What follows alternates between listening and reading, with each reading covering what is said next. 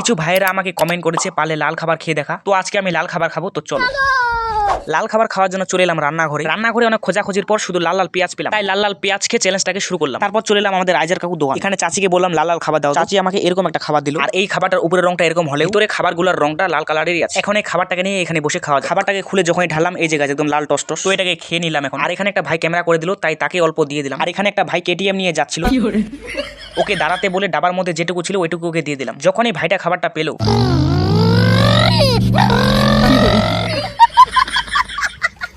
তারপর বাড়ি এসে ভাত নিয়ে বসে গেলাম, কিন্তু সাদা ভাত তো আমার চ্যালেঞ্জে নাই, তাই এখানে লাল লাল তরকারিটাই আমাকে খেতে লাগবে। তাই তরকারিটাকে ফাটাফট খেয়ে নিলাম। তারপর বিকাল বেলা আমার ধুমো চালাটাকে চালাতে চালাতে চলে এলাম আমাদের গণেশদার দোকান। এখানে লাল খাবার খোঁজা শুরু করে দিলাম, কিন্তু কোনো মতেই খুঁজে পাচ্ছি না। তারপর এদিকে গণেশদা বললো যে এই খাবারটা খাই, এটা লাল। আমিও বললাম যদি লাল হয় তাহলে দাও। তারপর গণেশদা দিয়ে দিল হাতে, যখন নিলাম আরে এটা তো সত্যি লাল। তারপর এখানে বসে ভদ্রভাবে খাওয়া শুরু করে দিলাম। ভদ্র মতো খেয়ে তো পেট ভরলো না, তাই এখানে ধুমো চালাটাকে দাঁড়িয়ে অভদ্রর মতো প্লাস্টিকটাও চাবিয়ে খেয়ে নিলাম।